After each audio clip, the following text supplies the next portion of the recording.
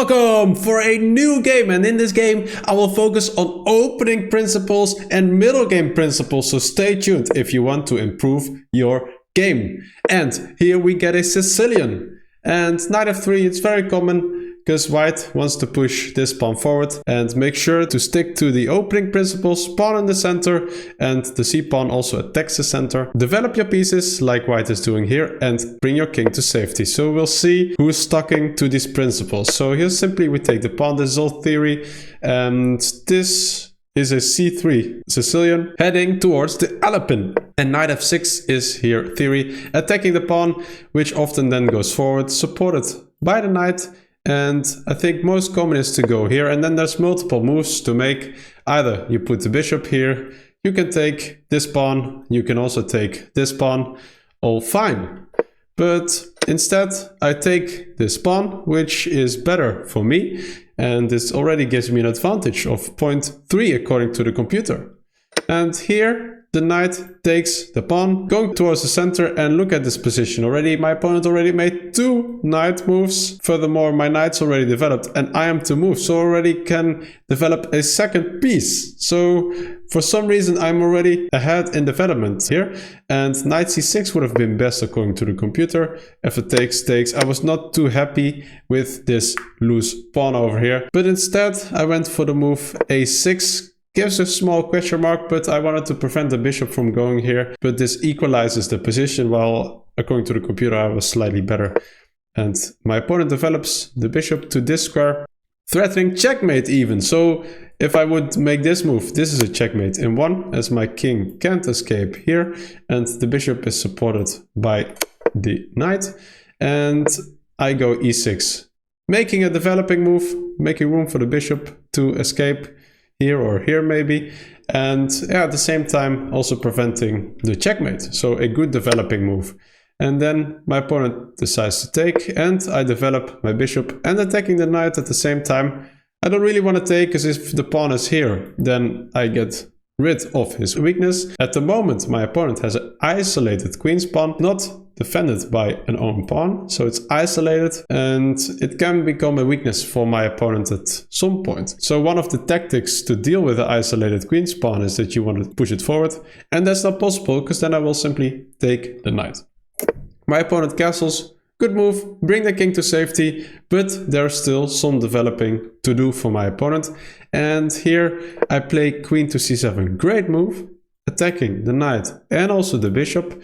Maybe also threatening here. So my opponent definitely needs to act and place the rook to e1, defending the knight. And here taking for me would not be a good option, because I remove the defender of the bishop. But at the same time, when taking back, my opponent also attacks the knight, right? So if I would take here, then my opponent takes this knight. Yeah, now if you look at this position again, the rook is active, already active here.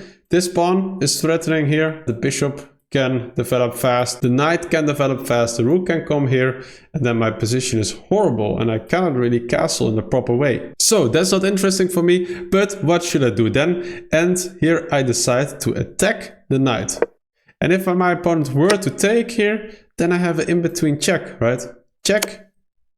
And now I can take the knight, even with the queen, because if you take here, then I can take here. And the upside is that this is not an option because of this pin. So that's normally what you want to do. You want to trap the bishop behind the pawns, but that's not an option. Taking here is the best option.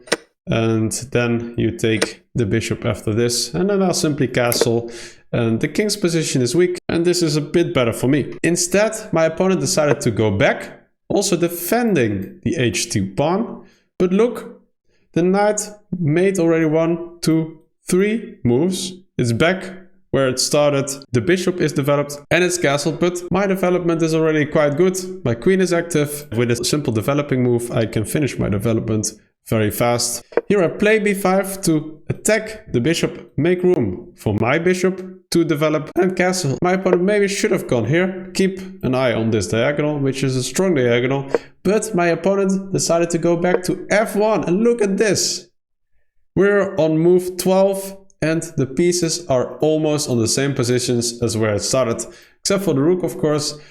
only the knight is now developed. Horrible position. And I do have threats at the same time. And this bishop is eyeing against this pawn wall. So not very strong. Here I develop, and the best move here is to immediately make use of this bishop and play the move a4. Right, so when I take here, white actually gets some pressure against my pawns, and white looks quite okay. Still, I am better in this position. Instead, my opponent went for a very slow move b3, making room for the bishop, but my opponent doesn't have this time because I'm ahead in development, and knight to b4 would have been a good move already, eyeing on this c2 square with a potential fork.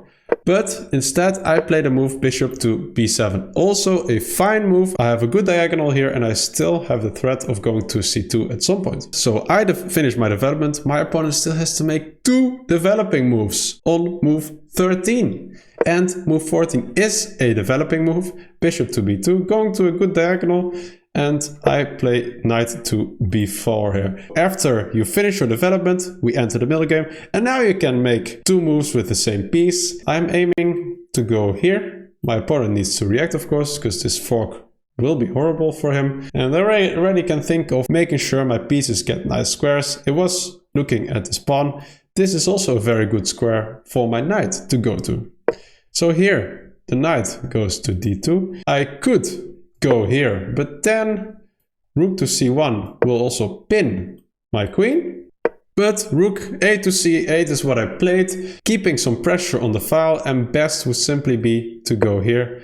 Then I would drop back, keep pressure on the h2 pawn, and my rook is fine. The knight will go here, and I keep on playing the position. But my opponent went a3, forcing matters, and here I take the rook first, and now bring in the knight to the central square. Centralizing your pieces, one of the middle game principles, and that's what I'm doing. Bring in the rook next, and I have these bishops aiming at my opponent's king's position. Maybe the knights will jump in some way, I don't know, we'll see, but I have a good position, while black's bishops are still on bad squares. And here I thought knight to c2 doesn't work because of this move, but it does work, because after takes, there is a check here where I pick up the knight, you take back, and then I pick up the rook, and I have 2 rooks for the queen, which is favorable for me. But the game goes on.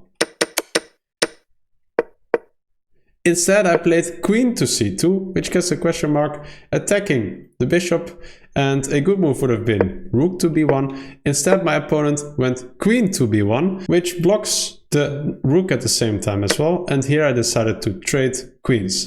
After taking back, the rooks are definitely misplaced as soon as these pawns are blocking the rooks, right? So I don't want to open these files now, and I play my knight here. Also threatening this pawn, and the rook has to move forward here. Now I need to look for ways on how to attack this rook, but at least this rook is out of the game, and I was definitely also thinking about this move, setting up the pin on this pawn. Here I played the move bishop to f4, gets a question mark because it's not doing too much, but I wanted to get rid of this knight, because if you take back, then this pawn gets extra weak, and I can bring this rook to enforce the attack of this pawn. My opponent moves the bishop to d3, and here I decide to take the knight, which was not a good decision, as I give up my bishop pair for the very passive knight over here, which you shouldn't do, and that's a middle game principle, keep your bishop pair. So I made a strategic mistake here.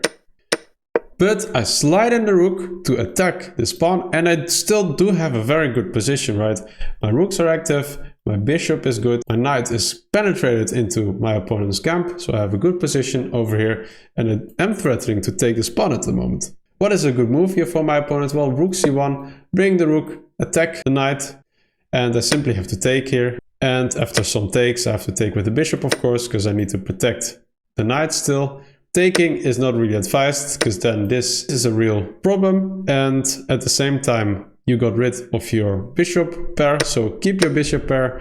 But yeah, I'm a pawn up. Instead, under some time pressure, my opponent made the move a4, and that's a blunder in one move. I simply go here. Yeah, my opponent decided to take the pawn, which is the best move to get some counterplay, but yeah, I simply win the rook And here I move back the bishop. It took me some technique. I will the knight in front of a passed pawn, another middle game principle, so it cannot move. I want to make sure that these pawns do not connect, because then they get dangerous. Here my opponent moves back the bishop. I threaten to take this pawn now twice. My opponent goes there, bring in the rook, keep on making forcing moves. Here bring the bishop, offering a trade, trading some bishops. I win another pawn, and yeah, with some technique I managed to win this game and convert. Alright guys, don't forget to like, subscribe, and see you soon. Bye bye.